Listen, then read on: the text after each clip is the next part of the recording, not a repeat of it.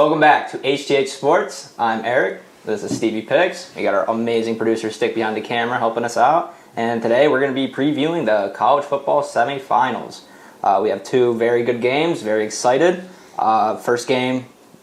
Oh, before we start, actually, please like, comment, and subscribe. Good catch. Yep, we want to make a point of that. And please do if you like watching. It helps us out a lot. It's free, so we really appreciate it. Probably would have got away with it today. Shorter video today. Shorter video, so but still important to drill that into my head more than anything. Yes. But we'll get right into it. We're going to start off on Thursday, the Verbo Fiesta Bowl, Miami versus Ole Miss. Miami is favored 3.5 points, and the over/under is 52.5. Yep. I think it was a good line. I thought it was going to be a little under 3 points, so I was surprised Miami's getting the hook.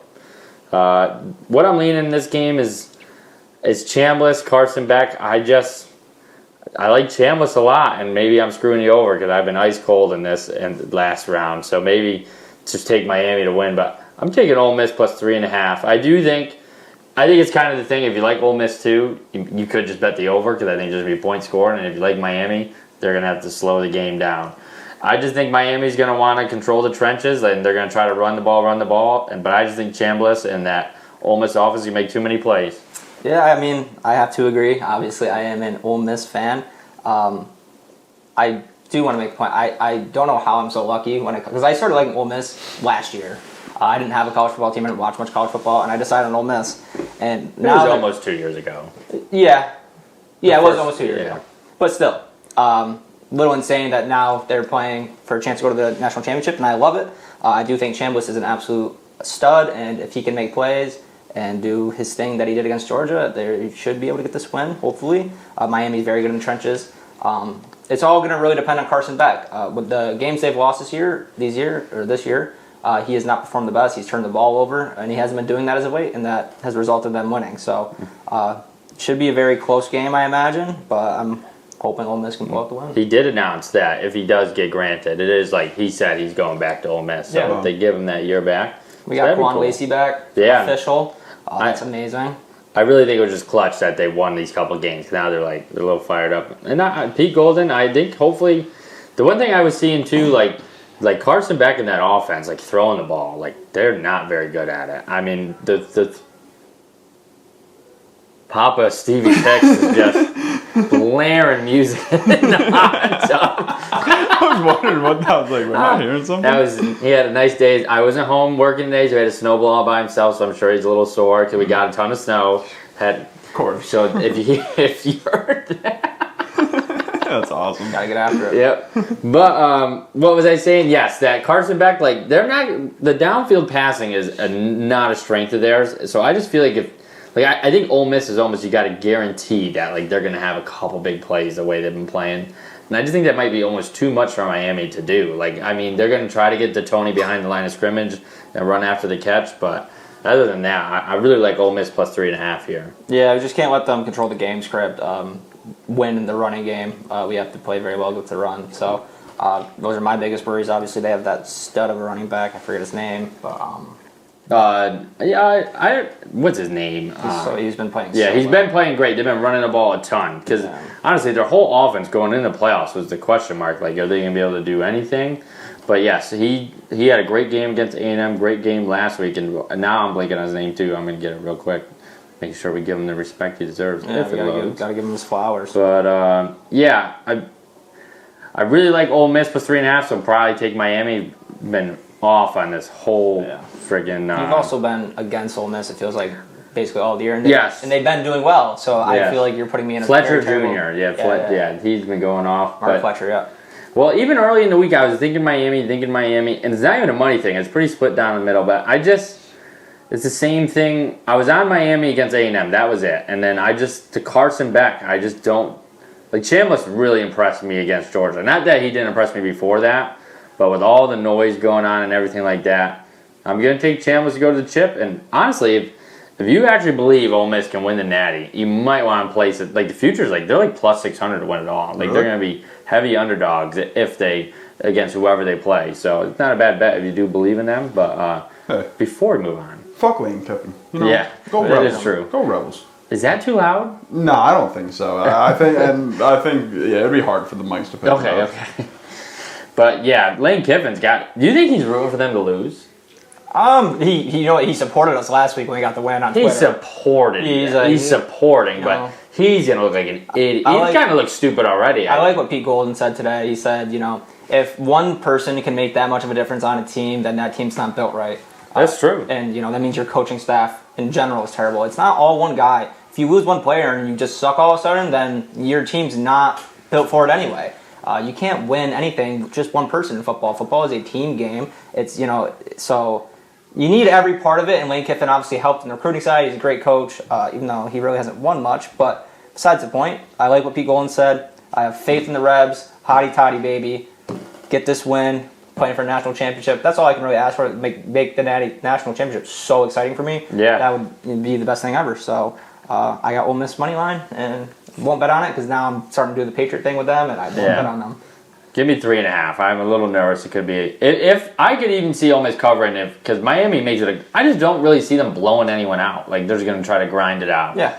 But I like Ole Miss here. I would take them to win, but I'm going to take the 3.5. And I already placed it, so Ole Miss plus 3.5. All right. Well, we'll move on to the next game in the semifinals. The last game, obviously, this will determine Friday night. The Chick-fil-A Peach Bowl in Mercedes-Benz Superdome in Atlanta, Georgia. We have Oregon versus Indiana. Indiana is minus 3.5. The over-under is 46.5. Yeah, line has gone like this. More people are betting in Indiana, so I have to bet in the Oregon Ducks because if they do cover and I didn't, I would feel like an idiot. I'm taking the Ducks. I don't love it because I went against Signetti last week and he made me look like an idiot. This is a rematch. Last time they played, Indiana won 30-20 with throwing a pick six. So truly, if they get rid of that mistake, it's 30-13. So they pretty much dominated that whole game. So I'm going to be the psycho that takes the Oregon Ducks plus 3.5. But I could see Indiana winning by a field goal. I'm not going to take Oregon money line, but give me plus 3.5.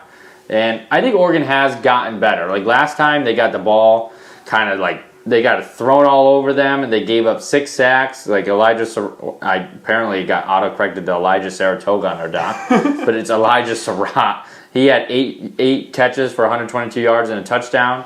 I think Oregon has gotten better though, and I do people I think do discredit their overtime win in Penn State because they were bad. Also, you remember Indiana won on a thriller against Penn State, so it's not an easy place to play. I think Dan Lannon is going to have the boys ready to go, and give me Oregon plus 3.5. Yeah, I'm going to use the opposite logic of you. I would be kicking myself if I bet on Oregon just because of the money, and Indiana won because Indiana is the better team. They're definitely already beat them. They just blew out Alabama, and I was on the other side of that. I bet on the worst team last week against them, and I'm not going to make that mistake twice in a row. So I like Indiana. They're just a complete team. Their offensive line is just insane. They don't let anybody get pressure on them. And that makes the game very easy to win when your quarterback has time to read a defense, when your running back has holes the size of you could fit a Mack truck through. Like that's what this team's about, and they're just a complete team in the trenches. They have a good quarterback. It's fun. It's gonna be fun to see the potential 1 and 2 draft picks go up against each other. Yeah. And this, so it is. I think it's gonna be a close game. I don't see. I mean, even 10 points, like I consider that kind of a close game. Yeah. I don't think you're going to see the Hoosiers absolutely blow out the Ducks, but I guess you never know. I'm going to take the Ducks. I like. It's not that I dislike Kirk Zanetti, but I do love Dan Lanning too, so that's part of it. And I feel like they've gotten better, and I love his speeches before the games. Like he always seems like to say the right stuff. Not that Signetti doesn't, but. I'm just going to ride Lanning, and I'll probably look like an idiot, but give me the Ducks, plus 3.5. Yeah, I'm going with the best team in the nation, Indiana Hoosiers, so minus 3.5. So we'll be against each other there. Should be a fun next 2 days, because this is Wednesday. Tomorrow we got Ole Miss. Friday. They'll see this on Thursday, so they got Ole Miss tonight, and then tomorrow they're going to have Indiana, Oregon. What a good weekend with NFL and everything. Great 5-day stretch. Yep. I do have a teaser place that we don't have like our picks or anything because there's only 2 games, but I did the Ole Miss plus 10. I added to them, so 13.5. Oregon plus 13.5, and then early pick for me it's the Packers I like, and I added them to the teaser. So that's what I'm riding, minus 110 or minus 120, something like that. So give me that. But I'm also on Ole Miss plus 3.5 already. Where'd you get the Packers at? I think it would be what would it be? 8.5, something like that. So 9.5. No. 8.5. I'm gonna clarify. They were -1.5, I believe, when I bet on them. So, yeah, something like that. I'll tweet it out. So check out my Twitter. Yeah, at Stevie Picks. At Stevie Picks. Yep. But that is all we have. That is the college football slate we have coming to an end, and should be fun. But do you have anything else? Nope. Just tune in tomorrow for our wild card weekend breakdown. We're about to get into it right now in real time, but we're gonna drop that tomorrow for you guys. And no, other than that, go check out our socials. We've been getting into it more. Everybody's trying to learn a little bit more. Stick is granting out all his knowledge, but cool setup coming your way. I think there's probably gonna be one out, but yep. Other than that, nothing else. All right. Well, thank you for watching. Please like, comment, and subscribe again. Greatly appreciated, and we will see you next time. Peace.